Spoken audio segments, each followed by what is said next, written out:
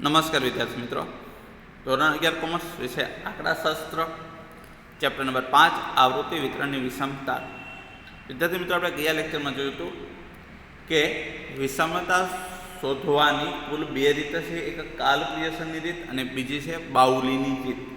તો સૌ પ્રથમ આપણે શરૂઆત કરીશું કાલપ્રિયસનની રીતથી. ઉદાહરણ નંબર 1. નીચેની માહિતી એક ટ્રાન્સપોર્ટ કંપનીની 50 ટ્રક દ્વારા રેલવે યાર્ડથી જુદી જુદી ફેક્ટરીઓને કોઈ એક દિવસે દૈનિક ધોરણે એકમોની હેરફેર કરવામાં આવતી સંખ્યાને લગતી છે. તે પરથી કાલપ્રિયસનની પદ્ધતિનો ઉપયોગ કરી વિષમતા અને વિષમતાંક શોધો. અહીંયા આપણને વિદ્યાર્થી મિત્રો સ્પષ્ટ કહી દેવામાં આવેલું છે કે કાલપ્રિયસનની પદ્ધતિથી વિષમતા અને વિષમતાંક શોધો. આપણને હેરફેરના એકમોની સંખ્યા આપી છે 120, 130, 140, 150, 170, 170, 180, 190 અને 200. ટ્રકની સંખ્યા આપી છે 2, 3, 4, 5, 11, 9, 9, 6, 1. તો કાલપ્રિયસનની પદ્ધતિથી વિષમતા અને વિષમતાંક શોધવા માટે મધ્યક, બહુલક અને પ્રમાણિત વિચલન આમ 3 માપની જરૂર પડે છે. તો સૌપ્રથમ આપણે શોધીશું મધ્યક. મધ્યક શોધવા માટે આપણે સૂત્ર છે capital A plus sigma FI DI છેદમાં N. તો કેપિટલ A એટલે આ કોલમની અંદરથી કોઈ પણ એક ધારેલી સંખ્યા અહીંયા 160 ધારવામાં આવેલી છે. તો 120માંથી 160 બાદ કરો એટલે તમને મળશે -40. 130માંથી 160 બાદ કરો એટલે આવશે -30. 140માંથી 160 બાદ કરો તો આવશે -20. 150માંથી 160 બાદ કરશો તો મળશે -10. 160માંથી 160 બાદ કરવાથી મળશે 0.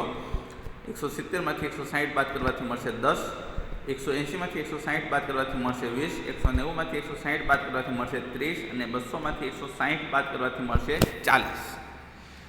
ત્યારબાદ F અને D ની કોલમનો ગુણાકાર એટલે આ કોલમ ને આ કોલમ, આ બંનેનો ગુણાકાર.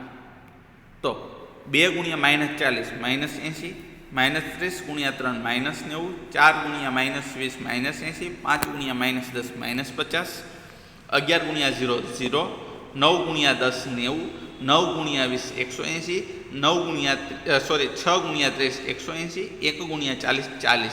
અને ઈ કોલમનો સરવાળો કરશો તો તમને મળશે 190 અને Fનો સરવાળો કરવાથી મળશે 50 અને એ છે આપણો સ્મોલ n. હવે F Dનો સ્ક્વેર એટલે કે FI DI ની કોલમ એટલે કે આ કોલમ અને આ કોલમનો ગુણાકાર. તો -40 ગુણ્યા -80 તો માઇનસ તો સૌપ્રથમ થઈ જશે પ્લસ અને 40 ગુણ્યા 80 કરવાથી આવશે 3200. -30 ગુણ્યા -90 તો માઇનસ થશે પ્લસ અને 30 ગુણ્યા 90 કરવાથી મળશે 2700. -20 ગુણ્યા -80 તો માઇનસ થશે પ્લસ અને 20 ગુણ્યા 80 કરવાથી થશે 1600. -10 ગુણ્યા -50 તો માઇનસ થશે પ્લસ અને 50 ગુણ્યા 10 કરવાથી થશે 500. 0 ગુણ્યા 0 કરવાથી 0, 10 ગુણ્યા 90 કરવાથી 900, 20 ગુણ્યા 180 કરવાથી 3600, 30 ગુણ્યા 180 કરવાથી મળશે 5400, 40 ગુણ્યા 40 કરવાથી મળશે 1600 અને એનો સરવાળો થાય છે 19500. તો x બારનું સૂત્ર capital A plus sigma FI DI છેદમાં N. તો કેપિટલ A એટલે આપણે ધારેલી સંખ્યા હતી 160, તો 160 વત્તા સિગ્મા FI DI છે 190 છેદમાં 50. 190 ભાગ્યા 50 કરવાથી મળશે 3.8 ને 160 વત્તા 3.8 કરવાથી મળશે 163.8 ને એનો એકમ છે એકમ. બહુલક તો મહત્તમ આવૃત્તિ ધરાવતું અવલોકન. તો અહીંયા મહત્તમ આવૃત્તિ આની અંદર આપણે જોવાની છે. તો આપણને 11 મળે છે અને 11ની સામેનું એકમ છે 160. તો આપણો બહુલકનો જવાબ થઈ ગયો 160.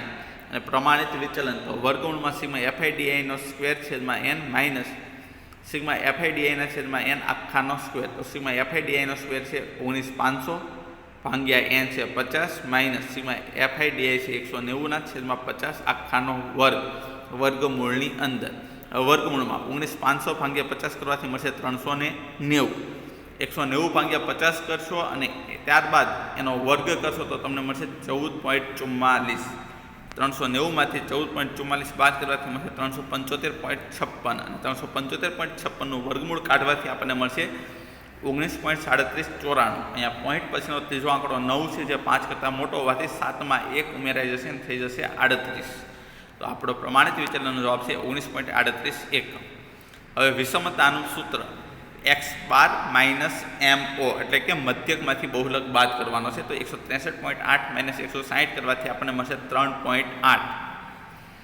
વિષમતાંક તો x બાર માઇનસ MO ના છેદમાં s 163.8 માઇનસ 160 ભાગ્યા 19.38 તો 3.8 ના છેદમાં 19.38 તો 0.1961. અહીંયા પોઈન્ટ પછીનો ત્રીજો આંકડો 6 છે એટલે 9માં 1 ઉમેરાઈ જશે એટલે 19 + 1 કરવાથી થઈ જશે 20.